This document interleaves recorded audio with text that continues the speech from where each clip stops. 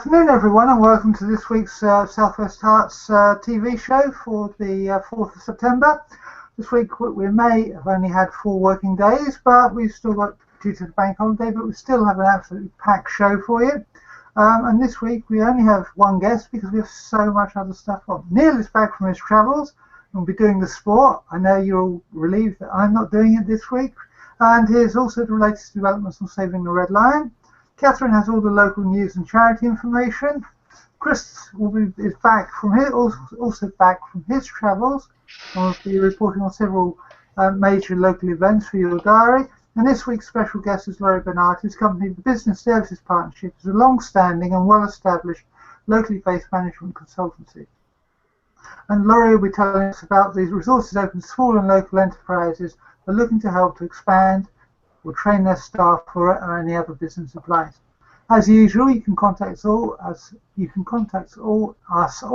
at L4G Herts via Twitter. That's at L4G Herts on Twitter. Neal, welcome back. And it's been a busy week for Watford, and you also have some news of the Red Lion campaign.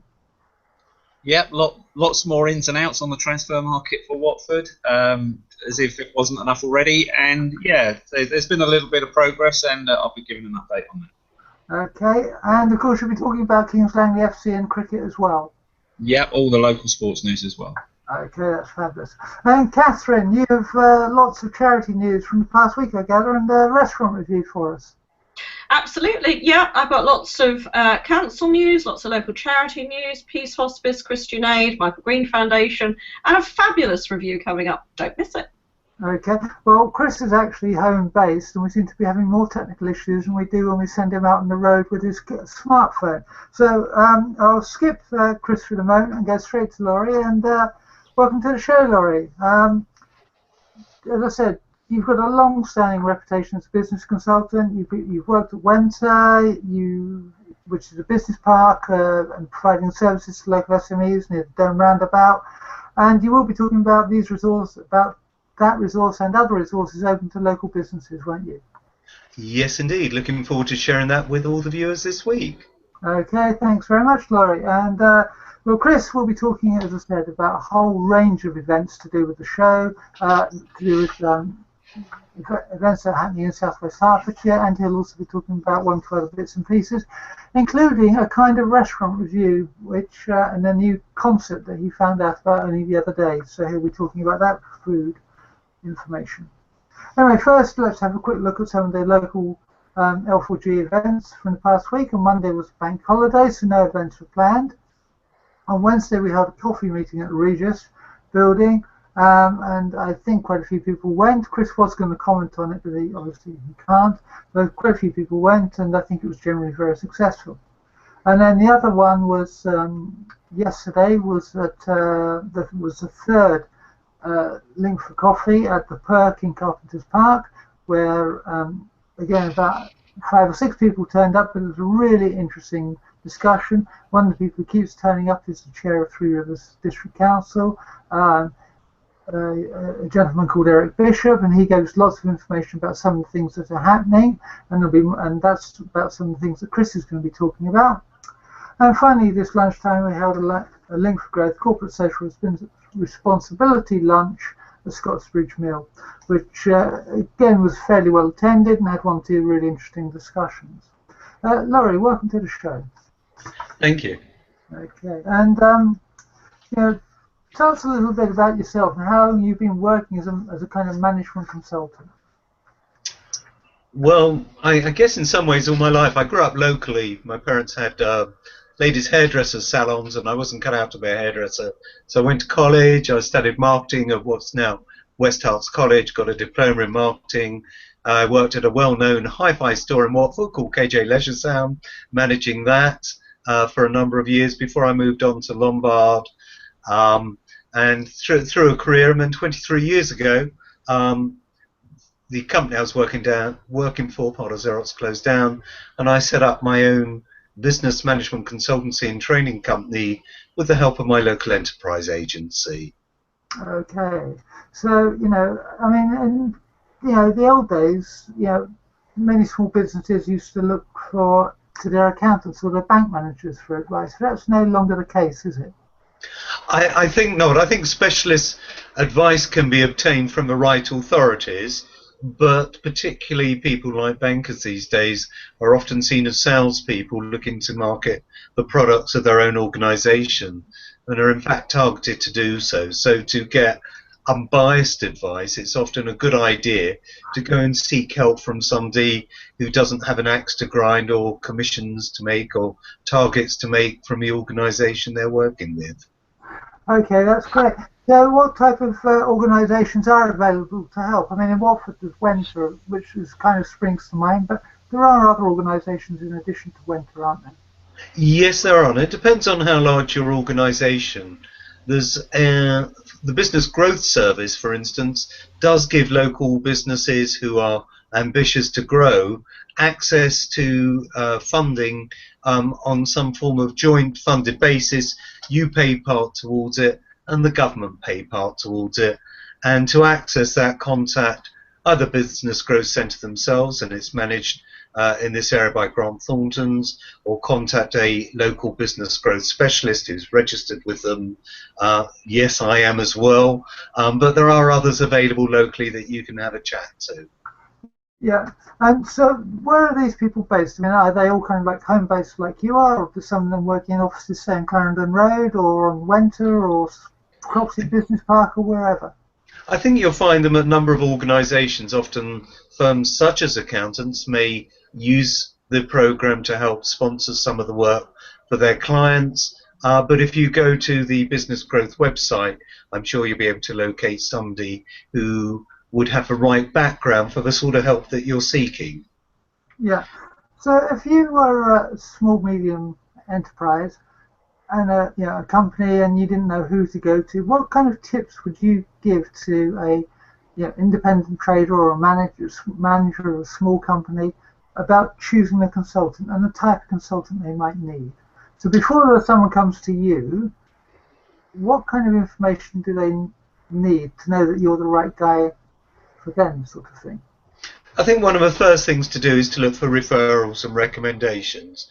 The best business for everybody comes from word of mouth, and if you're looking to select a business professional to help your business, have a look around and see who else is using those people, see what they say. LinkedIn is a great tool to actually do that. Have a look at their profile on LinkedIn, see how many referrals and recommendations you've got.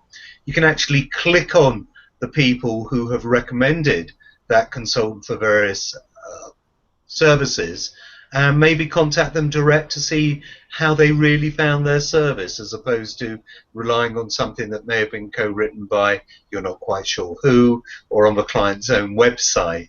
So I think going down that route, and we have a lot more tools today to do that on other social media as well, but try and speak to their own clients and customers. So I suppose in a way perhaps a referral from somebody else at a networking meeting would be another way of getting that referral or that reference, as it were, so how good someone's standing was. Definitely, and of course you can put a request out today on social media to ask anybody, does anybody know somebody who's really great at helping me with my social media presence, or I'm looking to redo my website, can you recommend someone? I'm likely to have a budget of £500 to £1,000 for this, so that you can get a feel of the size of the person's budget and what sort of help they're requiring. Yes, and of course these days the options available, as we touched on earlier, are much bigger than they used to be. As you say, it's no longer the bank manager or the accountant for all sorts of reasons, some of which you've already spoken to, but now people, if they want advice on marketing, that sort of person, IT, and so on and so forth. So how would a person know, or perhaps feel, that this is the type of consultant that they need? I think gut feeling is always a very good first measure. So when you speak to the person, if it feels right, it probably is right, and if it feels wrong, it probably is wrong. But look and see if they are accredited with any professional bodies or organisations, whether they're referring them, and as I say, talk to other people whose opinions you trust, and they can then perhaps guide you to the right sort of person. Obviously, when to have a team of people locally based in Watford, and there are various programs that you can go on there and meet other businesses where you can chat to. There's all the Link for Growth activities, obviously, and other sort of business clubs which have mushroomed in the last few years. But it's making sure that there's no point going to KPMG for accountancy advice if you're a sole trader. That wouldn't be the right sort of thing. But if you're Xerox, then it's probably a great organisation to go to. Yeah, and of course, there's a whole range of consultants out there with a whole range of skills, aren't there? I mean, as you said, your background is in marketing, so is mine. There's also IT, there's change management, there's HR, etc., etc.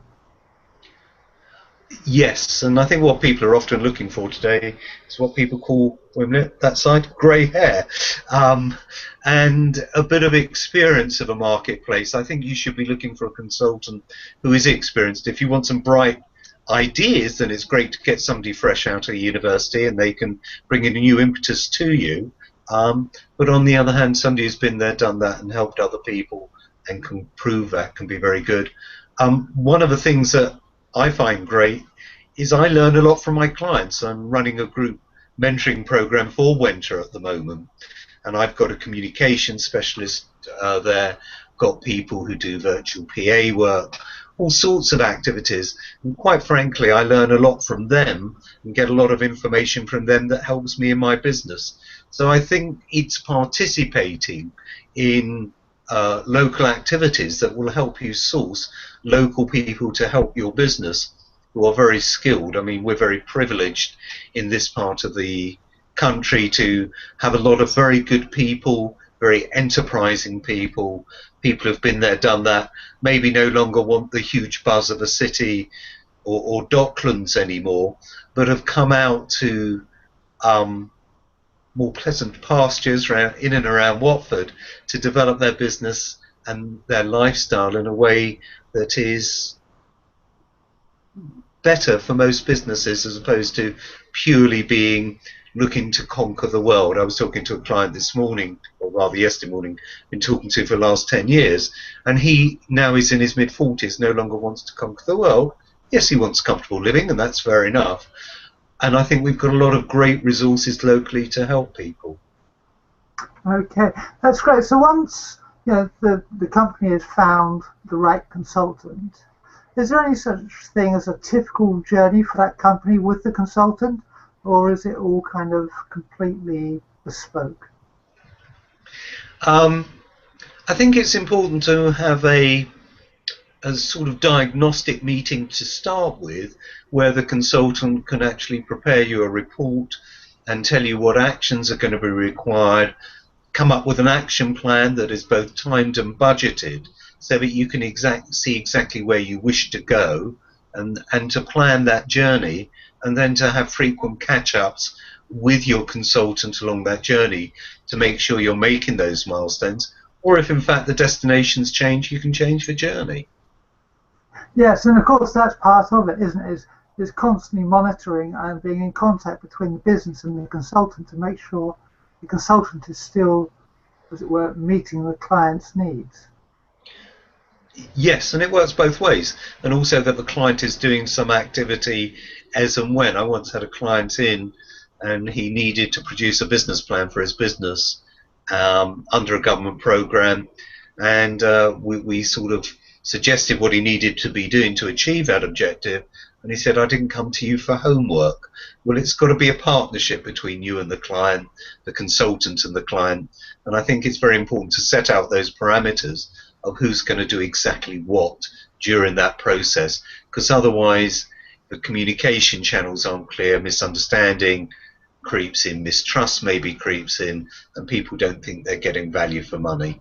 Yeah, so do you think that's the key word, partnership between the consultant? Yes, I think it's key. It's a team effort between you and them, and as we all know, team stands for together everybody achieves more. Yeah, and how, when the consultant has been and gone, how important is it to kind of like establish the goals? What's a successful engagement? What's a partially successful engagement. I mean, it is important that, and that can be more than just return on investment or bottom line profit, can't it? Definitely. I mean, it could be rebalancing somebody's lifestyle, that they're working too hard in the business, and by working with somebody to work smarter in their business, then they can actually maybe have more time to concentrate on things they really want to do, you know, with their family, watching football, whatever their requirements are. So it's not always, results are not always measured in pounds and pence, but it could be devoting less time to your business. You don't need to work 60 hours a week in your business if you only want to work 35, but you may need to work smarter or bring other people on board. You might need to learn to delegate. You might need to learn to have clearer communication channels. And a good consultant can maybe recommend other consultants. You may have been brought in to help with their marketing, but if you perceive there's a financial issue or a time management issue, then perhaps a good consultant would recommend other people that the client can work with to achieve those objectives. Yeah, and of course, yeah, what the consultant won't usually come in and do is actually run the company for you, will they? No, and I think that's very important. Yes, you can have non-executive directors, but they are exactly what they say, non-executive, and they're there to help and guide you and help you discover the way forwards. And I think the best results in business are discovered by the business owner. I think quite often we act as a catalyst as business advisors. People have actually got the information at the back of their head here, but it's actually bringing it forward so that they can implement that today and apply it for the business that they're running today and the opportunities that are available today. Yes, yeah, exactly. So, well, thank you very much for that. I think it's given people a little insight about the kind of help that's available and then what happens once you engage a consultant. And I think many SMEs, they'll say do the networking bit because they think of that as the marketing, but they won't necessarily engage a consultant, partly through fear of what's going to happen. Definitely, and fear stands for, back into trainer mode, false expectations appearing real. And I think, you know, you need to have an integrated strategy, and there's no point just attending a networking meeting and expecting to get business. You need to follow up on it. You need to persevere at it. You need to give people help, and it's funny, you'll help one person in one direction which will have no actual benefit to your business, and all of a sudden something whizzes in from another direction that helps you in your business. And it's having everything joined up. You've got to have the marketing collateral that represents what you are and what you do. If you're a professional person, or you've got a quality business and product, and you have a business card that's a bit like a piece of floppy toilet paper and it says free from ABC print on the back of it, it's not really not giving the right image about you. So if you're offering a professional business, then you need to portray yourself in a professional way, and that's dress, it's manner, it's how you talk, it's how you answer the phone, it's your website, it's your business card, stationery, how you sign off your emails. There are all sorts of little techniques that we need to employ to give that impression that we can deliver well for our clients and customers. Yes, yeah. Okay, well, on that note, thank you very much, Laurie, from the Business Service Partnership, for that advice for small and medium enterprises, and thank you very much for coming on this week's show and talking to us about it. You're welcome, thank you. Thank you. Okay. Watford Borough Council have announced that there can be thousands of new jobs in the area. Catherine, you've got the details. I have, yes. This is the Economic Development Strategy 2010 to 2015. The Mayor and her Cabinet will be talking about the successes of the strategy on Monday, and also the strategy for the way forward over the next 5 years.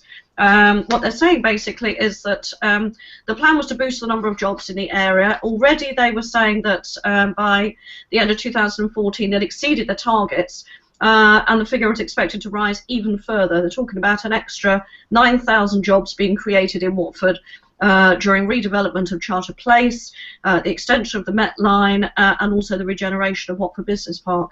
So Watford is currently home to more than 95,000 residents and around 3,500 businesses that employ more than 57,000 people. So at the moment, the Mayor and her Cabinet are very proud of achievements in Watford, and are basically saying that Watford's a pretty good place to be. Okay, well, let's hope that they're right about the job creation, because it would be very welcome. Okay, apparently it's somewhere in Southwest Herts, it's the home to some happy commuters, which sounds a bit of an oxymoron. Yes, quite. I'm not sure why the survey was commissioned, but it was by the Daily Telegraph. They asked a lot of commuters where was a nice place to commute from and to, and apparently Hertsmere came second in the ranking. They're saying it's a pleasant place to be, pleasant journey, close to London, passing through lots of green spaces along the route, lots of which have Green Flag Standard awards. So, yeah, something for Hertsmere to be proud of. Good.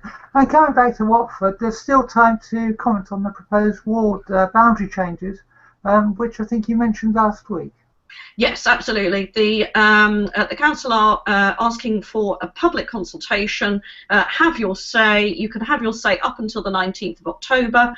You can write in. There's an email. There's a website address as well, which I'll post up again afterwards. It's basically coming about to ensure that there's electoral equality when Watford residents are casting their votes in local council elections, making sure that each council is representing around the same number of people in each ward. So they're looking at moving some of the ward boundaries, but they want to know what people think. So do have your say. Yeah. Can you repeat the deadline again, please? Oh, deadline is 19th of October. So there's a little way to go yet. Yeah, but it's quite urgent.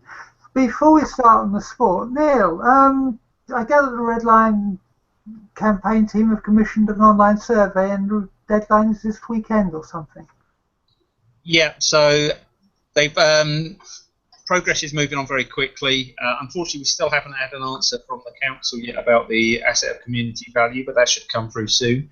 But that hasn't stopped progress in the background. So the steering group have commissioned a survey that has been handed out to local residents on paper, but they've also done an online one so everyone can have their say in what they want. So if you just go onto the Facebook page, Save Red Lion Watford, you'll be able to find the link to the survey.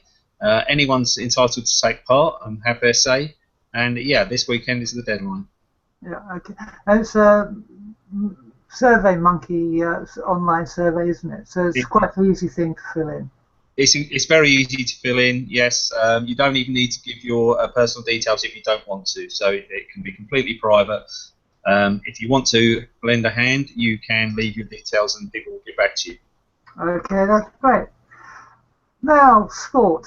Now, actually, we've got two very keen Watford supporters on the show today, because I know that Laurie is as well, so he might well chip in at some point. He's got his thumbs up at the moment. But Neil, the game at Manchester City, first rumblings of one or two comments about negativity and the negative tactics, and yeah, there was from some supporters, but I think that people sometimes have too high expectations.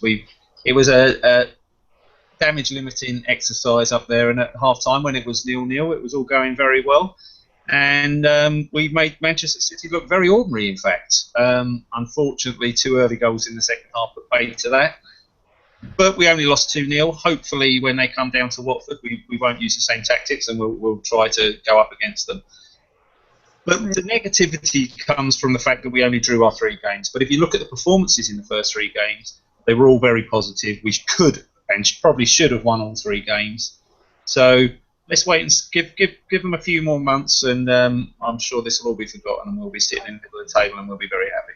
Yeah. Well, I know that Laurie's been at 1 or 2 of the games. Would you agree with that Watford should have won more than they have? It would have been nice to, but having been in the Premier League and finding our footing and not conceding too many goals, our goal difference is doing very well at the moment, and shoring up the defence, not just running on for the attack, but getting together. And also, it's a very new team. I think we've got 16 new players in. I mean, it's amazing that we're playing so well as a team. We need to find our footing. We need to not do anything disastrous at the moment. And I think we're going to have a very, I think the season's going to be in 3/3. The first third is going to be consolidation, then we need to be picking off the lower teams in the middle third of the season, and then looking to do better against some of the top teams, middle to top teams at the end of the season. Yeah, I mean, I know Neal predicted about 14th, wasn't it, at the end of the season? Yeah, I certainly see us being towards the mid-table, absolutely. You would agree with that, Laurie? It would be good. I'll be happy, more than happy with that. Okay, that's great. Anyway, Tuesday saw the football transfer window slam shut, as it invariably does. I mean, why does it never close? There was a whole load of comings and goings on Monday and Tuesday, Neal, and I believe you've got some details for us, including the departure and arrival of one or two fans' favourites. Yes, so the sad news, I guess, from supporters was that Matti Vidra went to Reading on loan. He hadn't seemed happy at the start of the season, so I guess he pushed for that move. He wasn't getting a first team place, so that's a bit sad. And also, personally, I would say Angela leaving, because he was a fan's favourite last season at the back, and we won many more games when he was playing as centre back than we lost. And coming in, the Guardiola coming back. Very pleased about that. He was excellent last season, and I think he will be the link between the midfield and the forwards that we've been missing at the start of the season, because both Barami and Kapui are very holding midfielders. So with Guardiola in the team, that will definitely give us a link up. Unfortunately, to make space for him, Lyon has had to be loaned out to Porto. But we've got a couple of new forwards as well. I still see Deeney and Igalu being the main two forwards. But it's going to take time to get, as was said, it's going to take time for the team to work together. And I can see in a month or two, I can see some very good results coming. So, Laurie, would you agree that Deeney and Igalu are going to be the main strike force for the whole season?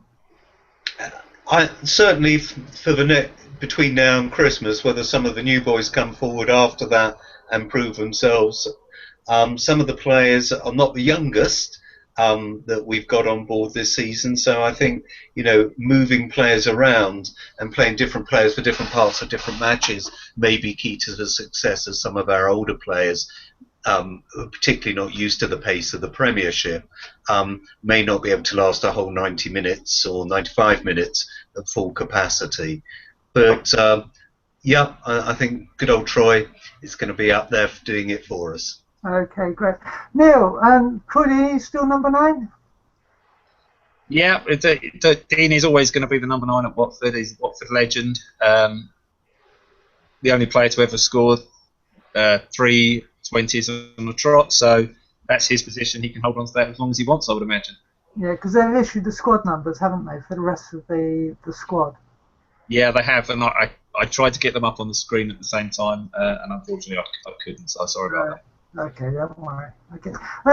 Watford FC ladies, they're struggling. Yeah, a horrendously long run of defeats by Watford ladies, but manager is still hopeful that he can keep up. It's still tight at the bottom. There's a few teams struggling, and it would only take a few wins for us to be up above.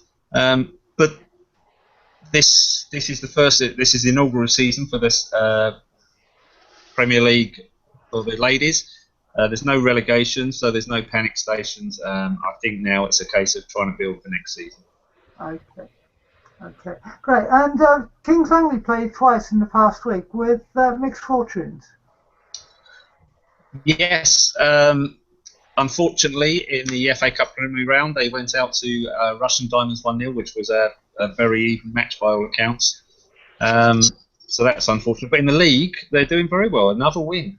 So they've got 10 points from their 6 games, and they're sitting mid-table.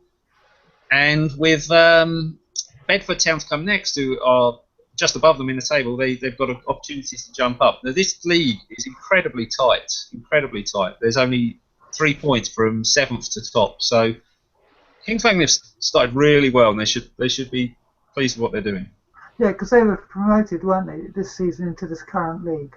Yeah, and it's a massive jump up for such a small club. So they're doing great work. Yeah, and they're playing Bedford away, aren't they, tomorrow? That's correct. Bedford away at 3 o'clock. Okay, and September sees the start of the football season, as it were, but of course it's nearly time for the cricketers to put their kit away for the winter. There's a whole lot of promotion and relegation issues to be decided in the local cricket leagues. Perhaps you could tell us about some of the teams and who's got promoted. Yeah, so it's the final week of the season, and there are still some to be decided. But Leverstock Green wrapped up promotion last week, so they'll be very happy.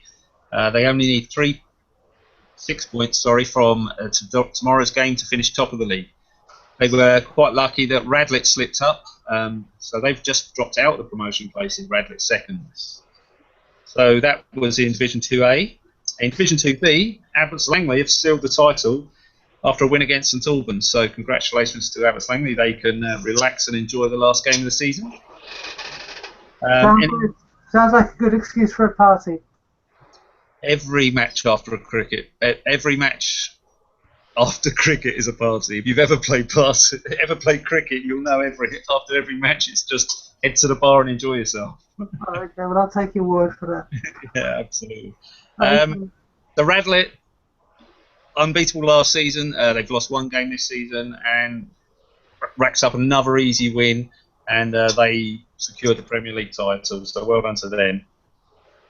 Okay, that sounds really good. And you'll be back next week with the full final ups and downs for us, won't you, on all the local cricket leagues?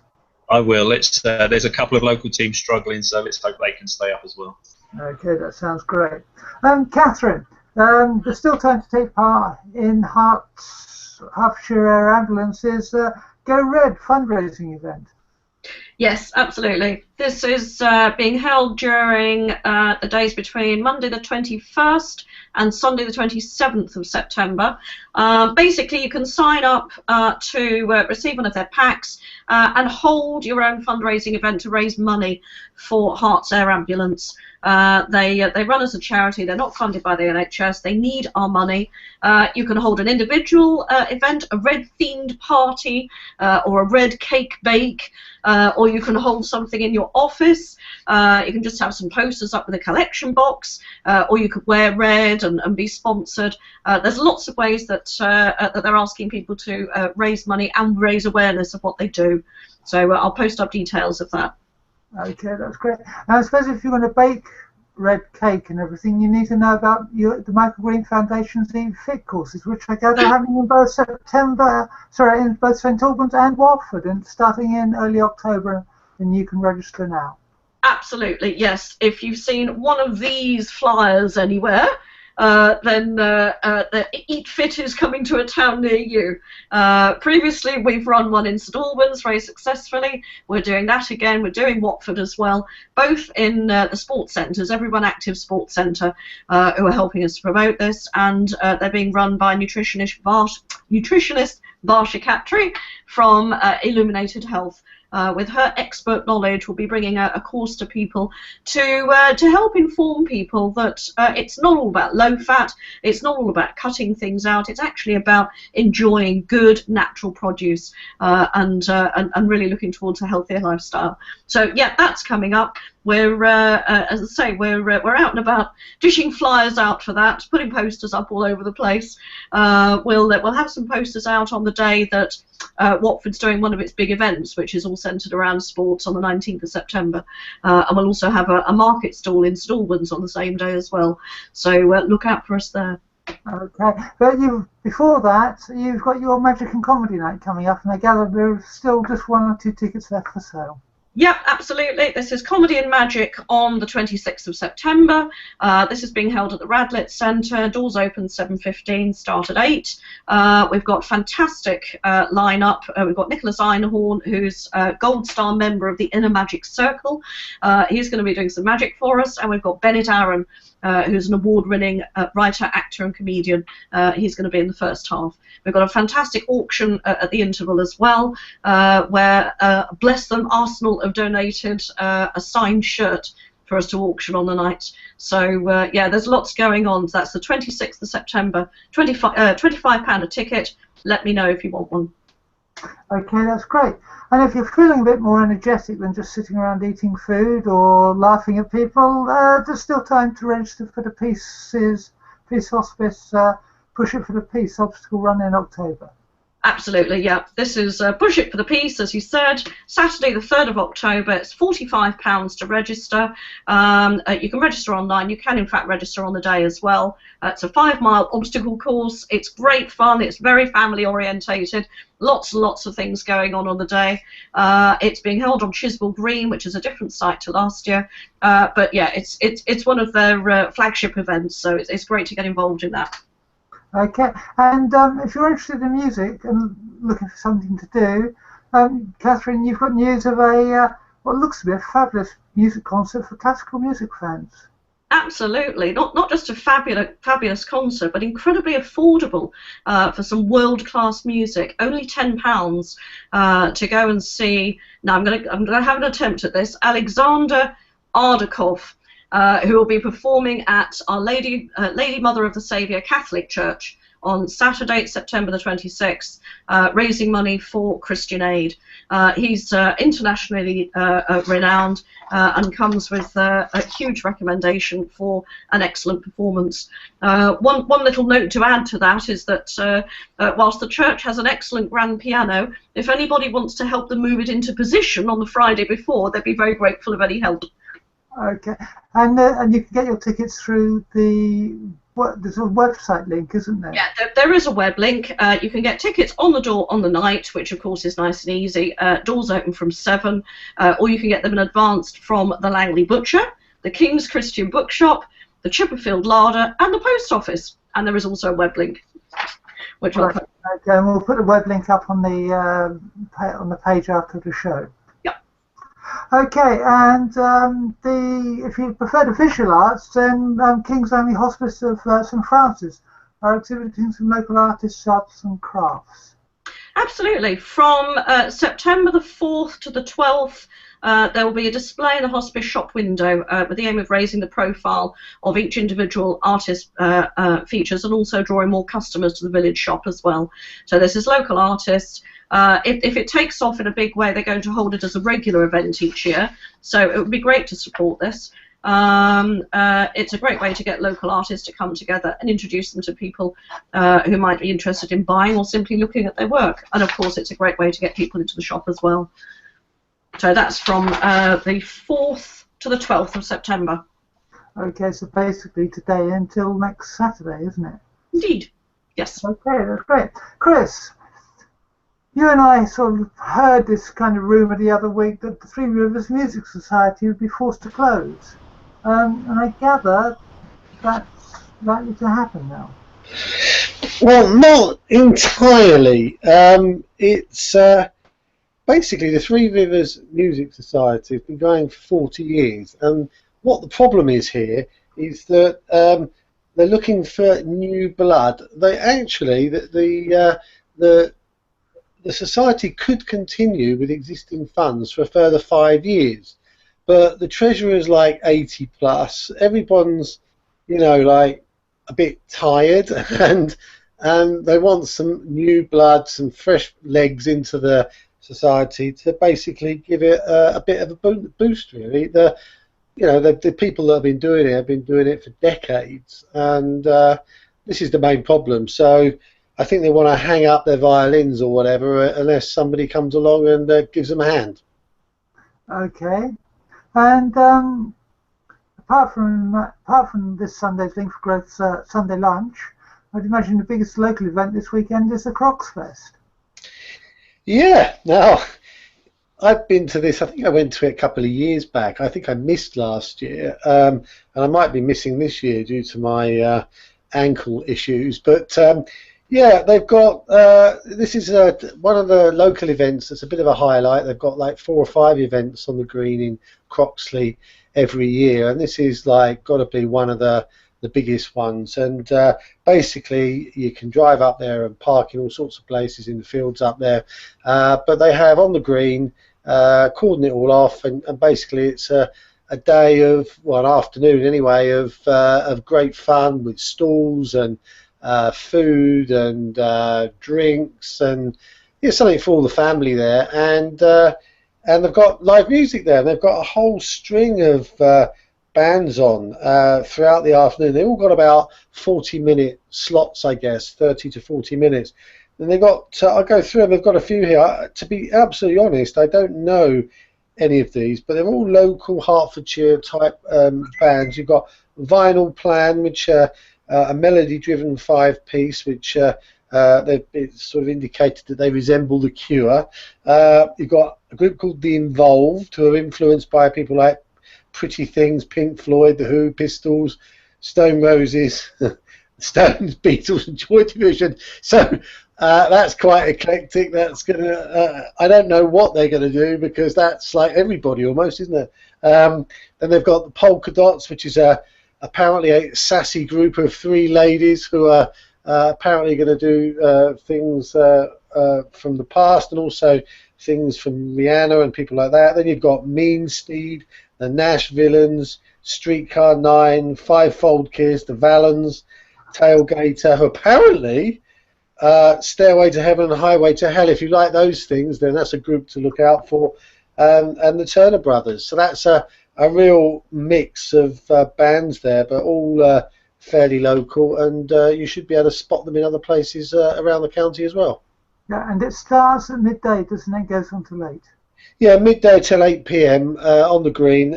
Let's hope the weather holds, because this is one of those events where, if it's drizzling and raining all day, it seriously does impact things. But take along a decent couple of 6-packs and some some food and drown your sorrows if it starts raining. Taking a rain poncho would be a good idea. Well, I mean, some places you take along a gazebo or something like that. But anyway, one of the benefits of the informal networking of Link for Growth events is that all sorts of strange information gets passed on, or interesting information gets passed on. For example, yesterday at Carpenter's Park, at the coffee event there, Chris and I learnt about Heritage Open Days from Eric Bishop. Chris?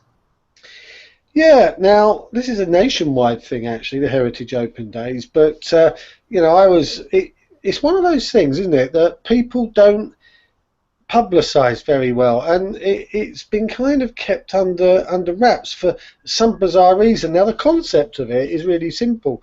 There are lots of places in each town which are worthy of local people knowing more about and going along and seeing them and everything else. And it's not like it costs any money to be part of this. You just have to say, well, that's a good idea. I'm going to open my facility up to the public on this day between a certain time, and people can come in and find out about it. And any building could do this. Clearly not normal people's houses, but anywhere with a bit of interest. And I just got a few here that I've picked out. The town hall has got a fantastic council chamber, and it's a grade 2 listed building, and you can go along and the mayor will take you around. That's on the 10th of September at 2 p.m. And you can go along, and you have to book for this, but you can book through the Watford Museum's phone number, or you can send them an email at info@watfordmuseum.org.uk. But we've got St Mary's Church. They're open on the 12th, Saturday the 12th, from 10 till 5 p.m. For anyone who doesn't know, St Mary's Church is the one in the town centre, isn't it? Yeah, it's the one next to the CAB, the Citizen Vice Bureau, behind the pub there. Yeah. So they're open between 10 and 5 on the Saturday, and between 12 and 4 on the Sunday. And there's hourly tours of the tombstones there and the adjoining almshouses. So if you want to know a bit about who's buried there and what goes on in those almshouses, then you can go along there, and they do hourly tours, which is going to be quite interesting. There's also a mosque in the centre of Watford, Jamie Mosque. Now, I've never been into that building. It's not that old, but I don't know exactly how old it is. But you can go along there on the 12th on the Saturday between 12:45 and 2:45, and they'll give you a brief intro into Islam. You can watch one of the ceremonies taking place there, and that's a building that, you know, I think most people in Watford, unless you're you know about Islam, you're not going to have been in that building. So that's an interesting thing to do. And also Pope's Yard Brewery. Now this is more interesting. This is about beer. Your favourite topic. Well, one of them, but I won't be drinking, as you know. But Saturday the 12th, between noon and 5 p.m, you can go along. They'll show you how beer is made. They'll give you a tour of the brewery. And there is some tasting going on there as well. So that's something that Nick might want to go and join in with there, Catherine. Oh, quite possibly. We'll see how the day pans out. Okay. Sounds like fun for Neal, actually. Yeah. There's also stuff in Rickmansworth. They've opened up the Moore Park estate, I believe, so you can go and have a wander around there, which is you know, a fantastic historical building. And there's a few other things that are being opened up. I think the barn is going to be opened up as well. But ironic, and I think the museum there, I forget the name of the building actually, but a building right in the middle of Rickmansworth, in the middle of town, a very historic building, that's being opened up as well for the public to go in and have a look at. So that's the building that you and that Les Mead showed you around when, I think, on the first time you went out and about with the roving camera. Exactly, that's the one, right in the middle of town. And you know, there are so many historic buildings in Rickmansworth, but only 2 of them have actually volunteered to participate in this Heritage Day, which I find amazing, because there is, if you talk to Les, and Les, you know, has lived in Rickmansworth for donkey's years, he won't stop talking about the wonders of Rickmansworth, and you can't get a word in edgeways. So why there's only 2 buildings that have opened their doors? God only knows, really. No, it's a shame. It is a shame. It really is. And following on from the beach and the big film festival, another event's been arranged and organised for the top of the parade, Chris, for those who are more sporting. Yeah, big sports day, 19th of September, so a couple of weeks' time, between 11 a.m. and 5 p.m.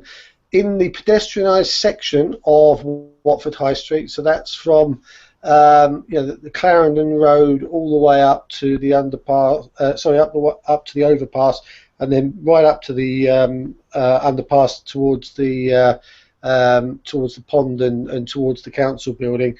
It's the second year in a row that they've run this particular event, and there's a whole raft of stuff going on. You've got BMX track up there, so if you fancy taking part in that, you don't have to take a bike along or anything. They've got all this stuff. You can get involved in golf, tennis. They've got a 60-meter athletic track up there.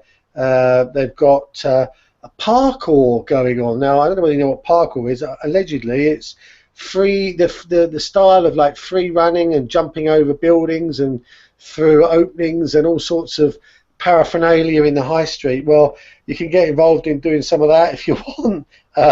Everyone Active is going to be there. NRG and Fitness for Less going to be running exercise classes. Visitors can join in with Zumba or spin classes, and they've got Climbing Wall 2 going on up there. We've got people from Watford Football Club going to be there right at the top of the town. That's where the screens were for the cinema the other week. Our mascot Harry's going to be there, so you can go along and give him a big hug. They've got some huge inflatables that they're going to erect, and so that people can try their hand at tackling and rugby. So if you feel like throwing yourself on the floor and grabbing someone's ankles, you can have a go at that as well. Okay, so Laurie, will you be going along to hug Harry? Possibly not. But I think for the right person, that's going to be good fun. Okay, great. Okay, and thanks for that, Chris. This week we've got no less than 5 Link for Growth events, plus an additional one which we support quite heavily. Starting off with tomorrow morning, Chris will definitely be there. Maybe Alex and I, depending on what happens, will be in the Markets food hall area to answer any questions you may have about L4G, starting at 10 o'clock. And then on Sunday, we have the official launch of the Link for Growth Sunday Lunch. Chris, you have some details. I know you trialled this last month, and it seemed to go down very well. Suppose you could fill us in a little bit more about where, and what time, and that sort of thing. Okay, well, I booked the table already. This kicks off at noon tomorrow on Sunday. The Toby Carvery, so it's a little bit different to other Link for Growth events in that this is really a concept that, in fact, Alex came up with, which was basically was it Alex? It wasn't me anyway. No, it was Alex. Right, and the idea was that there are a lot of people that eat Sunday lunch on their own or don't bother because they are on their own.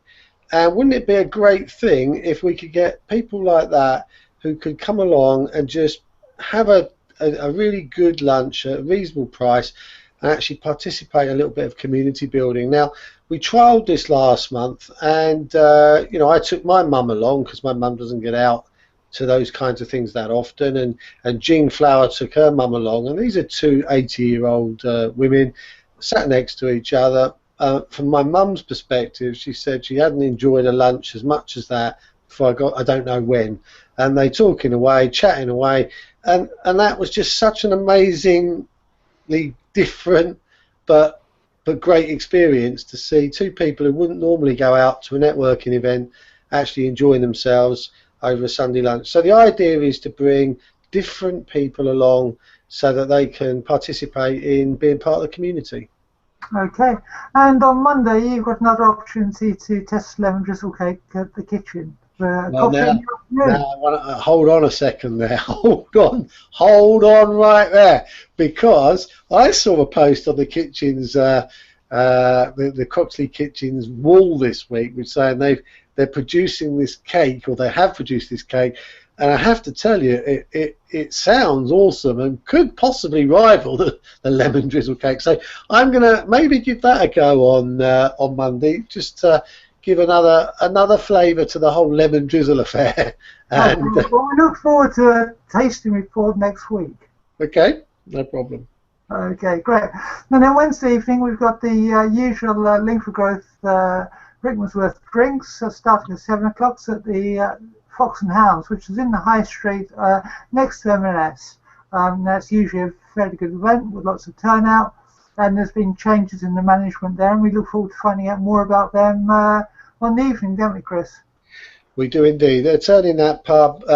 Steve, the landlord there, he's looking to turn that into more of a centre for community engagement, really, a bit like Reason Cafe Shop, where he's going to invite other groups that would normally meet in other locations. He wants to get them meeting there. They've got a good meeting room upstairs, quite a big one. They're willing to sort of enable people to use it because they want to bring people into the pub and have those kinds of conversations inside there and actually bring that pub into the community rather than just be, like a pub like everything else. So good idea, good initiative, and we'll find out more about that on Wednesday.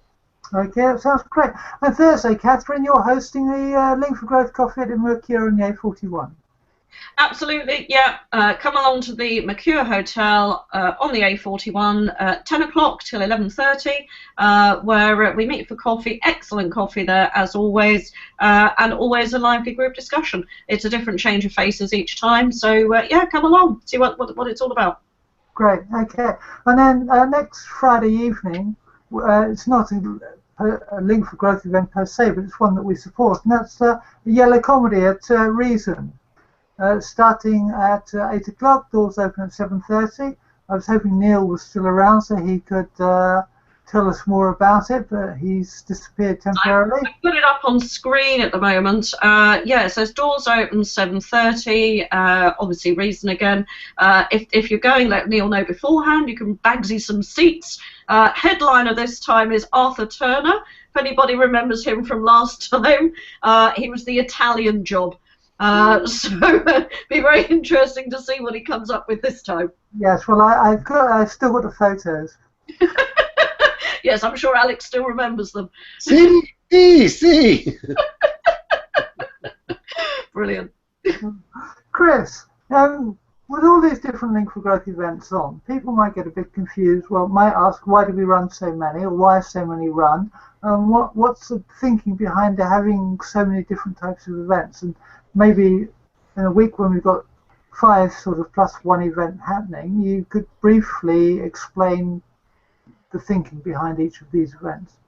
Yeah, I can, yeah. Link for Growth is not business networking. So most of the people that go networking have got it into their mindset that actually it's all about numbers. And it's all about large numbers at an event where the more people that are there, the bigger the buzz. Well, that's actually not the ethos of Link for Growth. Personally, when I went business networking, I can't speak with more than 5 people at an event, otherwise I'm just harvesting business cards, and that's not really any use to me.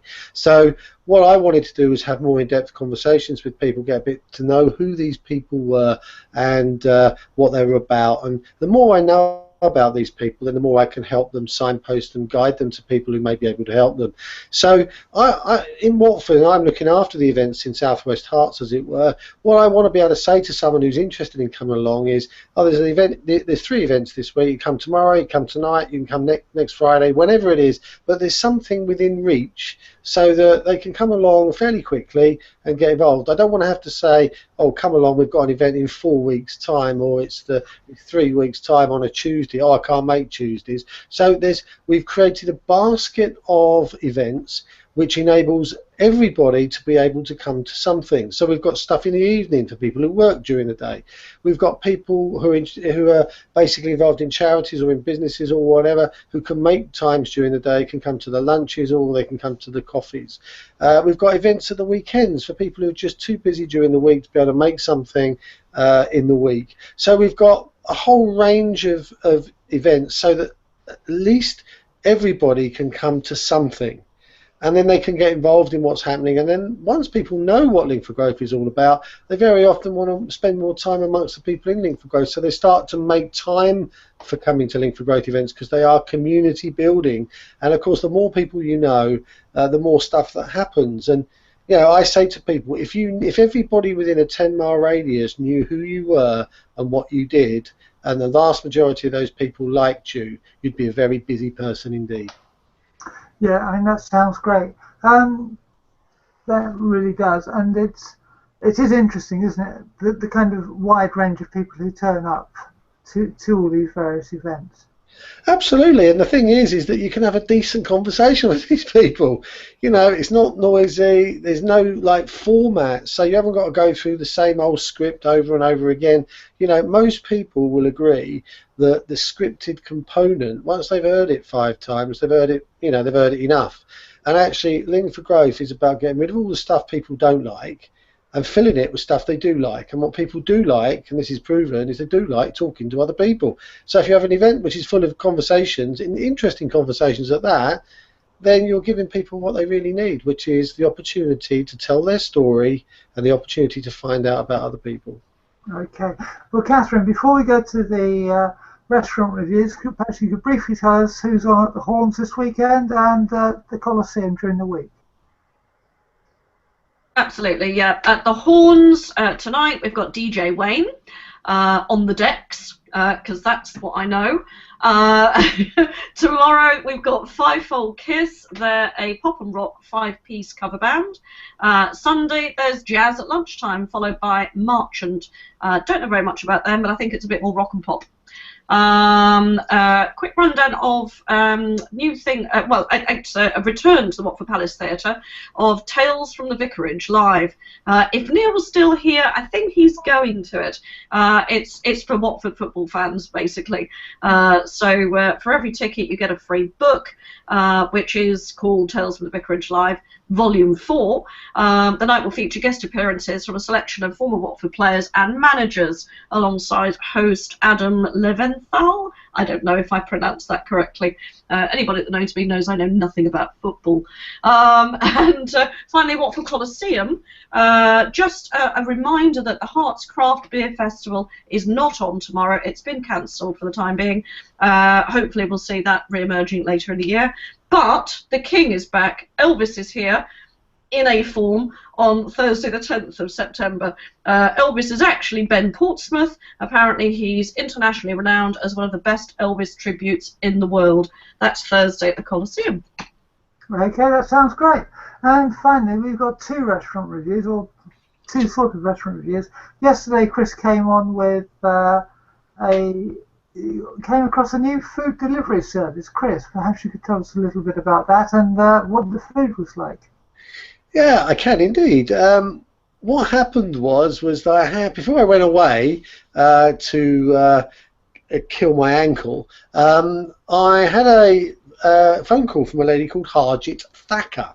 Now, Harjit, we got talking. She was interested in Link for Growth. I got talking to her, and what she does is she's got some recipes from her mother from the Punjabi area, and basically what she's done is she started a business where you order your food before Wednesday at 10 a.m. and what she does is she cooks this food on Wednesday afternoon, Thursday and Friday, and she delivers it to your home in time for the weekend. Now, I took my delivery last night because actually Harjit is away this weekend, so she's not doing any at the weekend.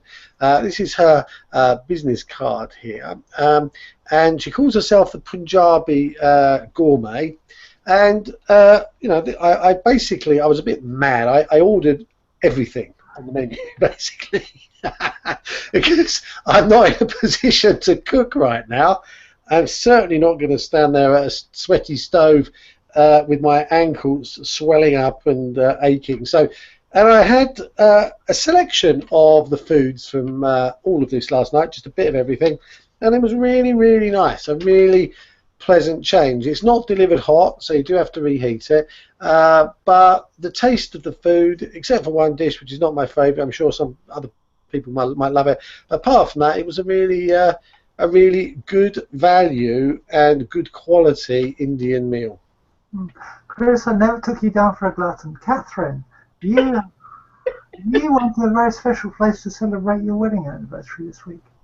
Absolutely, yes. We celebrated 24 years of marriage. I'll say that again, 24 years of marriage on Monday.